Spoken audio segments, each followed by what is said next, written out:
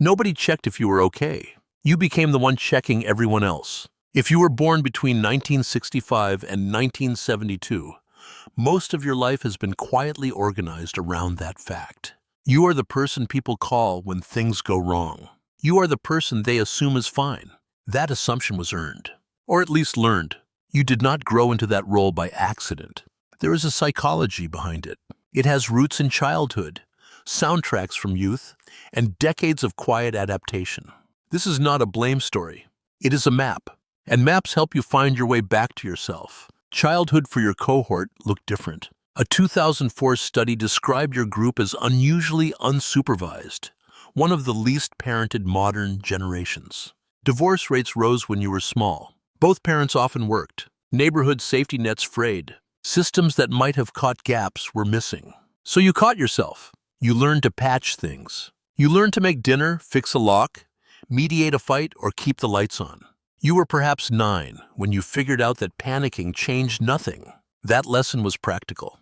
It was efficient, but its emotional consequences are subtle and long-lived. Your brain encoded a pattern. Help is unreliable. The safest move is competence. If no one else is coming, be the person who can handle it. Competence became a survival skill. It also became a default identity. Layer on top of that a background hum of existential risk. The Cold War wasn't an abstract chapter for you.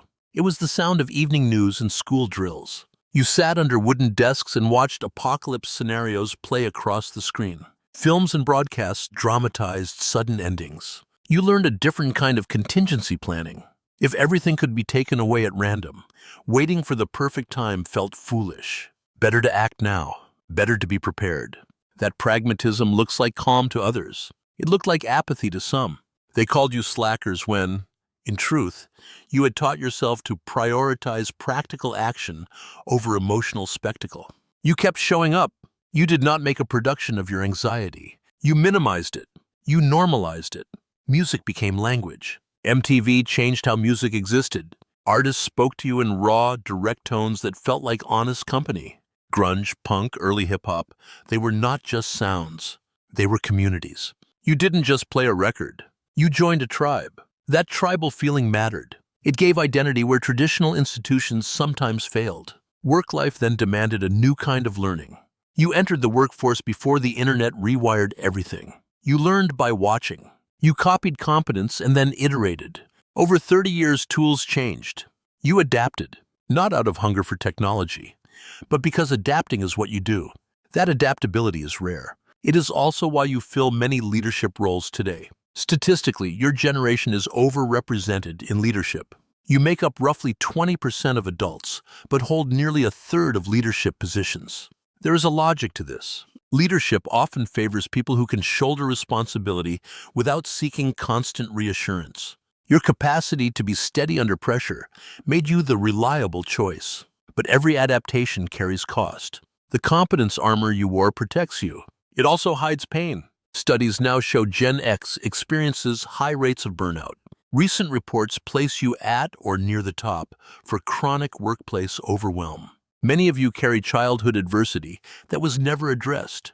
For decades, you buried it under productivity and usefulness. That strategy stops working in the same way as it once did. In midlife, suppression becomes visible as wear. The irritability that wasn't there before, fatigue that sleep does not fix, a loneliness that sits beside busyness. You might be surrounded by people who need you every day, yet feel unseen. That dissonance is quiet suffering. There are psychological patterns behind these symptoms. Attachment and emotional expression were shaped by adults who rarely asked, "How are you?" Love in your childhood may have been practical, but linguistically poor. Affection was shown through provision more than words. That teaches a child to convert emotional needs into tasks, to prove worth through utility, to confuse doing with being. When you raised your own children, many of you did the opposite. You said the words you never heard. You asked how they felt. You named emotions. You taught the language your parents did not. That is enormous work. It is also overlooked. You changed culture by filling a silence. The generation after you grew up with emotional vocabulary that you helped build. Trust for you is calibrated by action, not promises. You watch deeds. You measure reliability by repeated behavior. That caution is wise. It protects you from hurt you learned early was likely. But it can also make intimacy slow. You give time, skill, and utility freely. You withhold something smaller and harder to give. Deep, immediate vulnerability.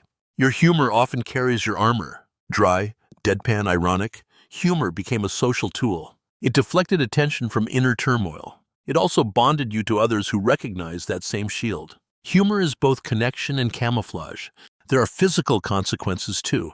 Chronic stress shows in bodies. Cardiovascular risk, sleep disruption, metabolic effects, years of carrying unacknowledged strain add up.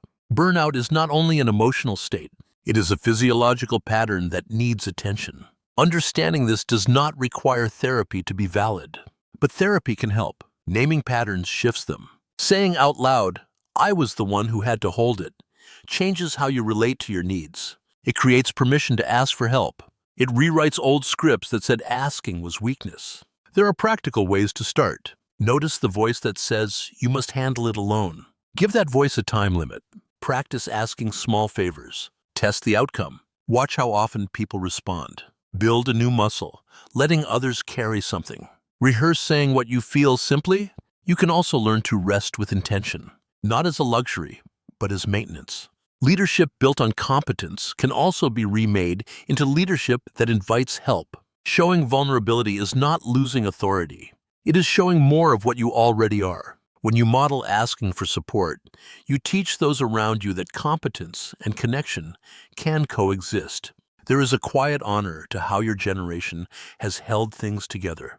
You provided stability when institutions stumbled. You bridged analog and digital worlds. You taught children emotional language you never received. You learned to be useful, and you were useful in ways that mattered. But usefulness should not be the only currency of worth. You are allowed to be a person beyond the tasks you complete. You can be seen without solving everything. You can be carried sometimes. That is not indulgence. It is recovery. If this lands for you, recognize it as truth, not failure. The traits that saved you also created scars. Both are real. Both are understandable. You did what was necessary with what you had.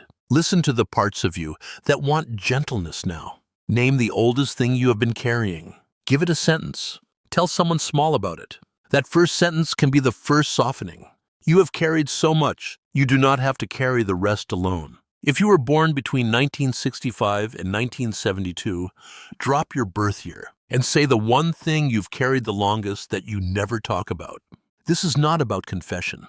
It is about recognition. You deserve that.